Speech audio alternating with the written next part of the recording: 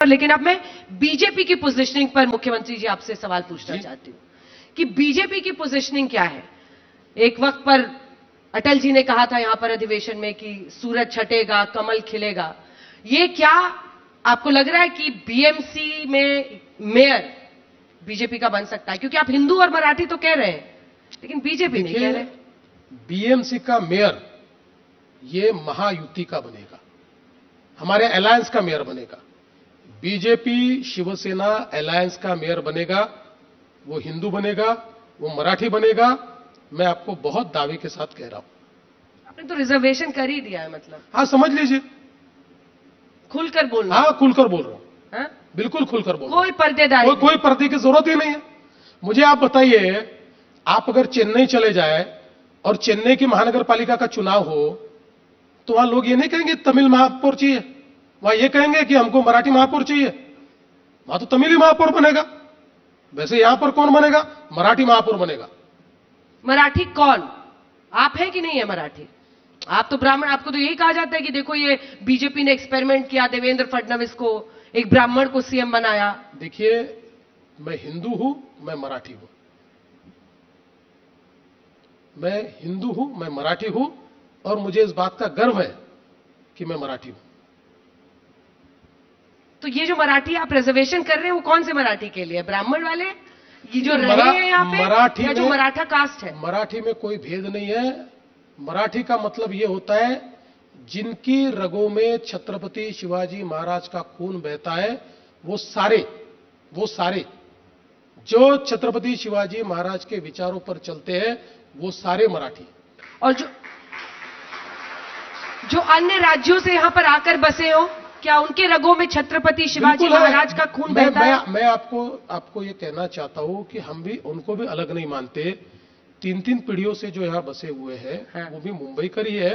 भले उनकी भाषा हिंदी होगी, लेकिन वो भी मुंबई कर है। आज आप देखिए, मुंबई में बसने वाला उत्तर भारतीय हो या दक्षिण भारतीय हो या ईस्ट से आया हुआ कोई व्यक्ति हो, नॉर्थ ईस्ट से आया हुआ व्यक्ति हो, अगर मुंबई के गणेश उत्सव, जो मुंबई का, मैं ऐसा मानता हूं, मराठी संस्कृति का प्रतीक क्या है? मुंबई का गणेश उत्सव है। उस गणेश उत्सव में अगर आप देखेंगे तो मुंबई का उत्तर भारतीय भी और मुंबई का दक्षिण भारतीय भी पूरे मराठी परिवेश में, पूरी मराठी संस्कृति के साथ इस गणेश उत्सव को मनाते हैं। इसलिए इसमें कोई भेद नहीं है। देखिए, इनको हम अलग नहीं मानते, इनको अलग मानना एकदम गलत बात है। हम सारे हिंदू हैं, इसलिए एक है, उसमें कोई भेद नहीं है। एक है तो सेफ है। एक है तो सेफ है। योगी जी, उधर हेमंत बिस्वा शर्मा बांग्लादेशी घुसपैठियों को हटाने की बात कर रहे हैं, वो उधर बुलडोजर लेकर निकले हुए हैं, और आप इधर हिंदू मराठी ही मेयर बनेगा। मतलब हिंदुत्व के इर्द गिर्द ही एक कंपटीशन बीजेपी के मुख्यमंत्री। कोई कंपटीशन का सवाल ही नहीं है। देखिए भाई, हमारा आत्मा हिंदुत्व है, इसमें कंपटीशन की क्या बात है? और अगर कोई बांग्लादेशियों को हटाने की बात करता है तो कितनी अच्छी बात है, क्या गलत है? यहाँ है, हम भी हटा रहे हैं। टिस की रिपोर्ट है सर। हाँ, तो हम भी हटा रहे हैं। रिपोर्ट कह रही है, मैं आपको बताती हूँ कि 2011 में जो यहाँ लगभग 88% हिंदू थे, वो कम हो गए हैं, 68% हो गए हैं। जो मुस्लिम पॉपुलेशन है वो 8 से 22 पे पहुंच गई है 11 आते आते, और उनका अनुमान है कि 2051 होते होते 54% हिंदू बचेंगे यहां पर, और लगभग 27 से 30% के आसपास मुस्लिम पॉपुलेशन हो जाएगा। हैं घुसपैठिए हैं यहां पर, इलीगल।